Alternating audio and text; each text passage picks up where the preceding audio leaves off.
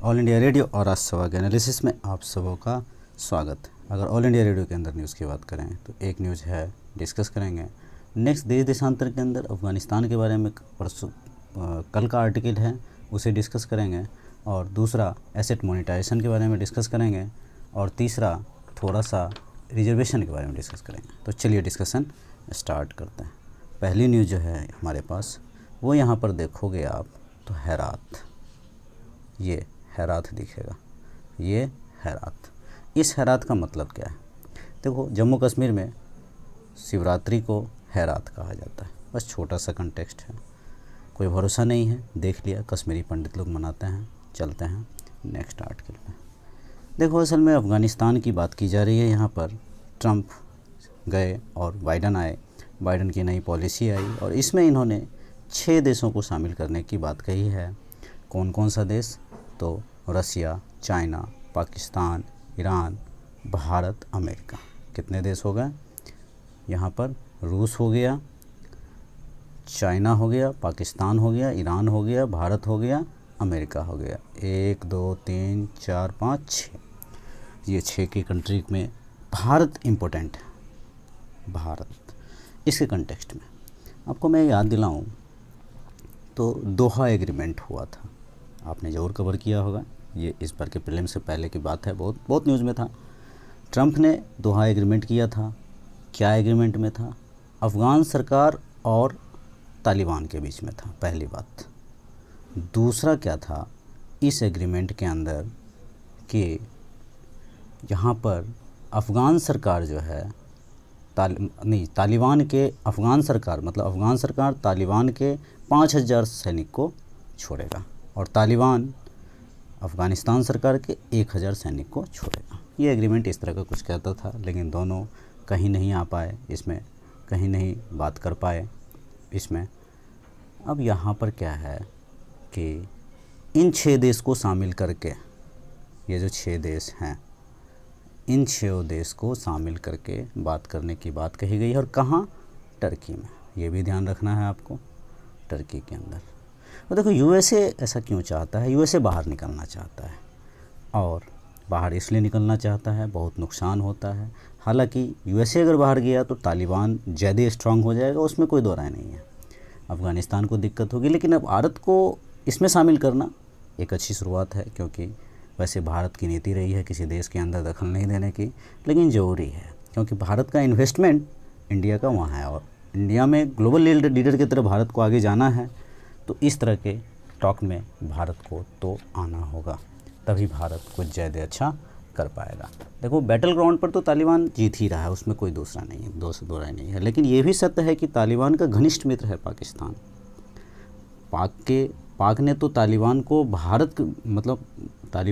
पाक तो तालिबान को भारत के नज़र से देखता है।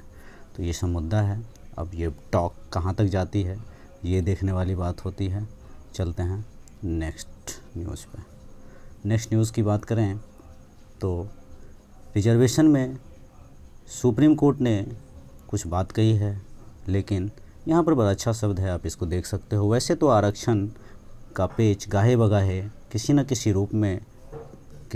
रूप में कोर्ट के चौखट, एक सेकंड, क्या हो रहा है, कोर्ट के चौखट पर बना रहता है। लेकिन इस बार मुद्दा आरक्षण के 50% से अधिकतम सीमा की है। सुप्रीम कोर्ट विचार कर रहा है कि आरक्षण अधिकतम सीमा जो 50% है, फीसद सीमा पुनर्विचार की ज़रूरत है। अब देखो, इसको ज़रा सा समझते हैं। ये जो 50% का कॉन्सेप्ट है, ये क्या है, इसको धीरे धीरे मैं आता हूँ। सुप्रीम कोर्ट ने राज्यों से पूछा है, भैया 50% से ऊपर क्यों और किस हाल में दे रहे हो? तो वैसे स्टेट एक्सेप्शन के रूप में देता है, उनको लगता है कि ये बहुत बैकवर्ड है। हालांकि ये वोट बैंक पॉलिटिक्स है, कोई दो राय नहीं है इस मामले में। तमिलनाडु तो 70% भी क्रॉस कर चुका है। देखो, 1953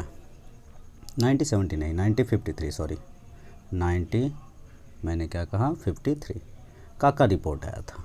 1962 में ये सब रिजर्वेशन को लेकर बालाजी जजमेंट आया था। यहाँ पे कहा कि जरूरी नहीं है कि जात के साथ उसको जोड़े, बैकवर्डनेस की बात कही गई। उसके बाद चित्रलेखा कमेटी आई, इसने भी यही बात कही। लेकिन राजेंद्र कमेटी एक आती है, यहाँ पे कहते हैं ये कि नहीं, बैकवर्डनेस नहीं, यहाँ पर जात की बात की जाए। लेकिन इसके बाद 1992 में 9 जजेस की बेंच, इंदिरा साहनी केस बहुत बड़ा, अक्सर आंसर में हम लोग यूज किया करते हैं इंदिरा साहनी केस। और यहाँ पर जो है सो क्रीमी लेयर वगैरह की कॉन्सेप्ट आती है और 50% का कैप लगाया जाता है सुप्रीम कोर्ट के जरिए। इससे आगे नहीं ब्रीच कर सकती है कोई भी स्टेट, लेकिन अगर कोई स्टेट ब्रीच करती है तो वो एक्सेप्शन होना चाहिए। अभी एक और टर्म है 102वां संशोधन अमेंडमेंट। 102वां में क्या था, national commission for backward class बनाया गया, जो कॉन्स्टिट्यूशनल दर्जा दिया गया इसको। उसके बाद 342A अमेंडमेंट किया गया और दूसरा जो रिजर्वेशन में जो लोग आते हैं इनकी सूची बनाने का कार्य इसी के तहत होगा। अब देखो क्या है, ये एक बहुत ही पेचीदा सब्जेक्ट है। क्रीमी लेयर हटाया जाए नहीं हटाया जाए, या जिसको जो आगे बढ़ चुके हैं नहीं बढ़े हैं उनके बारे में क्या किया जाए। देखो थोड़ा ना कहीं रिवाइव की तो ज़रूरत है, जो आगे बढ़ चुके हैं तो वहाँ कुछ कैप होना चाहिए। इस तरह का मतलब आप बचते हुए, ऐसे क्वेश्चंस में बचते हुए ही आपको निकल के जाना है, because this is very sensitive और डिबेटेबल थिंग। चलते हैं नेक्स्ट आर्टिकल पे। एसेट मोनेटाइजेशन की बात कही जा रही है। मतलब गवर्नमेंट की जो बहुत सारी संपत्तियां हैं जो बेकार पड़ी है, आप अपने इलाके में भी देखते होगे, हर जगह देखते होगे, बोर्ड लगा है इस डिपार्टमेंट, मिनिस्ट्री ऑफ फाइनेंस का, मिनिस्ट्री ऑफ ट्रैवल अफेयर्स का, मिनिस्ट्री ऑफ मतलब इस तरह से बहुत सारे आपको दिखेंगे।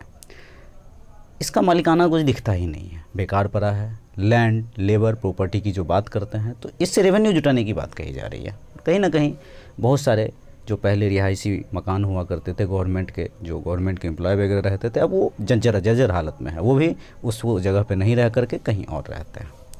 तो इसको तो रिवाइव करना ज़रूरी है और कुछ खास इसमें पॉइंट नहीं निकलता है। तो आज के डिस्कशन में इतना ही था। Thank you.